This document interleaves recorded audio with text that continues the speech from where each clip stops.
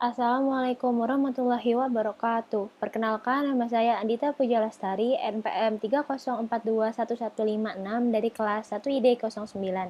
Di sini saya akan menjelaskan mengenai peranan domain penafsiran dalam menentukan jenis kuantor pada mata kuliah Logika Matematika A yang dibimbing oleh Bapak Yahya Zulkarnain.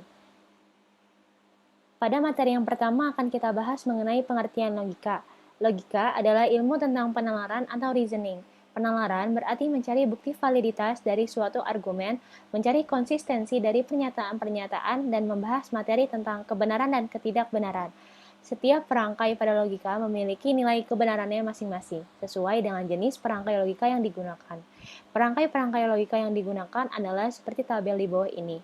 Pada tabel tersebut terdapat perangkai dan, atau, tidak atau bukan, jika maka, dan yang terakhir jika dan hanya jika. Selanjutnya, apa sih pengertian dari logika predikat dan kuantor?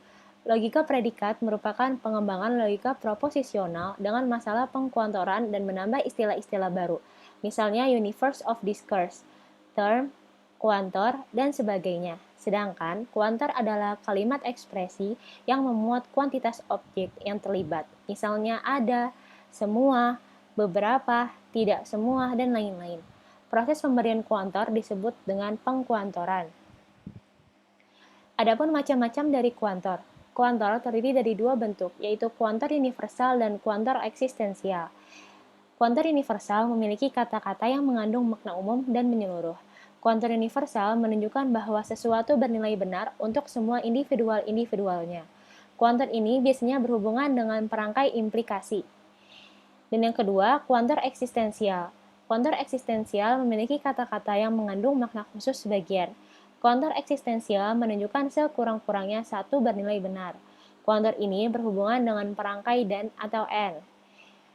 Untuk kuantor yang menggunakan kata semua atau kata apa saja yang artinya sama dengan semua, misalnya setiap, menggunakan simbol A terbalik.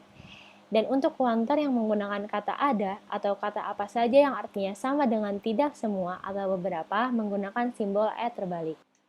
Berikut beberapa contoh dari kuantor universal. Jika pernyataan memakai kuantor universal, maka digunakan perangkai implikasi, yaitu jika semua bla bla bla maka bla bla bla. Contoh yang pertama, semua gajah memiliki gading, maka notasinya dapat ditulis seperti berikut. Pada notasi pertama dapat dibaca, jika X adalah gajah, maka X memiliki gading. Dan notasi kedua dapat dibaca, untuk semua X, jika X seekor gajah, maka X memiliki gading. Jadi pada contoh pertama dapat kita buat menjadi dua notasi yang berbeda. Untuk contoh yang kedua, semua bilangan prima adalah ganjil. Di sini kita misalkan P adalah bilangan prima dan O adalah ganjil. Maka notasi tersebut dapat dibaca, untuk semua X, jika X adalah bilangan prima, maka X adalah ganjil. Dan untuk contoh terakhir, semua mahasiswa harus rajin belajar. Maka notasinya dapat dibaca, jika X adalah mahasiswa, maka X harus rajin belajar. Selanjutnya, untuk contoh kuantor eksistensial, jika pernyataan memakai kuantor eksistensial, maka digunakan perangkai konjungsi dan, yaitu ada bla bla bla, yang bla bla bla, dan bla bla bla. Untuk contoh yang pertama, ada bilangan prima yang genap. Di sini kita misalkan bahwa P adalah bilangan prima dan E adalah genap. Maka notasi tersebut dapat dibaca, ada X, yang X adalah bilangan prima dan X adalah genap. Dan untuk contoh yang kedua, ada pelajar memperoleh beasiswa.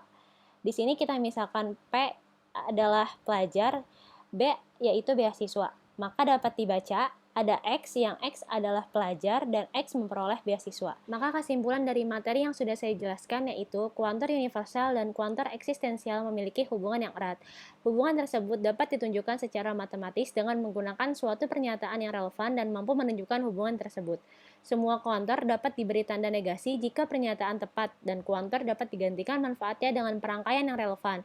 Peletakan urutan kuantor sangat penting karena pernyataan dapat berubah arti jika tidak tepat. Domain atau semesta pembicaraan penafsiran kuantor sangat penting untuk menentukan jenis kuantor yang akan digunakan, serta mempengaruhi simbolnya dan sekaligus menghindari terjadinya ambiguitas atau salah penafsiran. Sekian dari saya, kurang lebihnya mohon dimaafkan. Wassalamualaikum warahmatullahi wabarakatuh.